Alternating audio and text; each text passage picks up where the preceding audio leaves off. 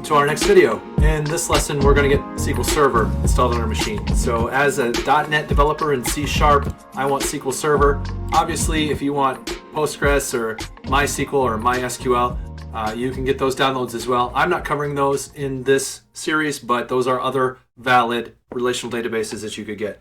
However, I am, again, on the .NET side, so I'm just going to type SQL or SQL Server download. And here what we'll see is that I can find the SQL Server downloads directly from Microsoft. And on this page, we're going to scroll down to the Developer Edition. So there are a bunch of different editions. These are free, but we're going to want to go ahead and get the Developer Edition. That's the one that's going to give us the ability to ultimately have a full SQL Server on our desktop that we can use to develop against. So Microsoft.com. And then, that's just American or English, so that just gets added in.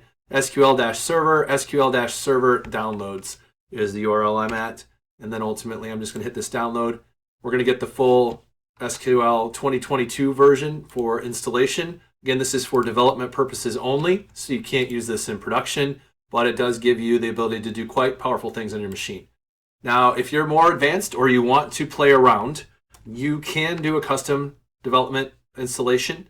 You could even download it for other machines. We're not doing that today. We're just going to go with the basic. This is the easiest way to get it up and running without much risk of making mistakes. So I'm going to check the basic. I'm going to go ahead and select the Developer Edition, read the EULA, and accept. Again, I'm not going to change many defaults here. What we see is it's going to go to C Program Files, Microsoft SQL Server, or Microsoft SQL Server. That's where I want it.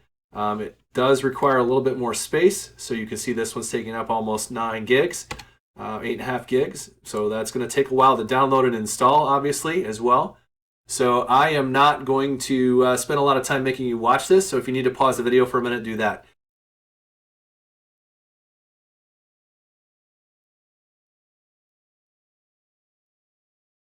All right, so the installation has completed, and you can see that it gives you a couple of pieces of information like a connection string, the log folder, the installation media folder, the resources file. You can see there's a connect now, a customize, and install SSMS, which is ultimately what we want to do, and or a close button. So out of all of that, there's some cool stuff here, but we don't care about it right now. You can click on install SSMS. It will bring you to the download page. Otherwise, alternatively, if you're not in that anymore, just type in download SQL Server Management Studio, SSMS, or something similar. Download SSMS, find the latest version. Again, there's a couple different clicky things to do here, but ultimately, here's the free download that I want. The latest version here looks like 19.2. The version number doesn't matter as much. Just get the latest version.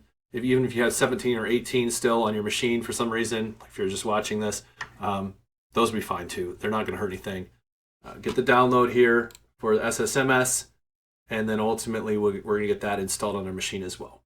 So once the download is done, go ahead and open up your downloads folder again and double click to get SQL Server Management Studio started. You can go ahead and close the Developer Edition installation at this point. So one of the nice things about using the Developer Edition is that the connection string is always just going to be localhost.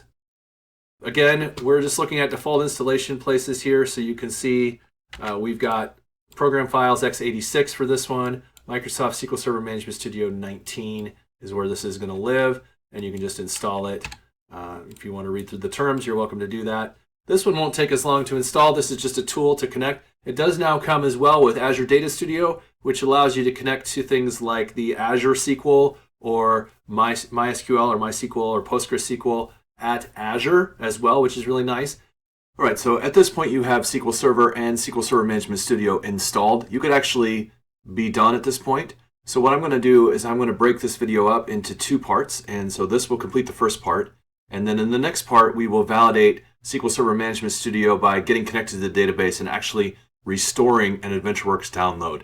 So that's, of course, optional, but I wanted to break it up to make it easier to pick up where we left off. So rather than just pausing the video, why don't you just get your installation completed, and we'll pick it up in the next video. Thank you very much. We'll see you next time.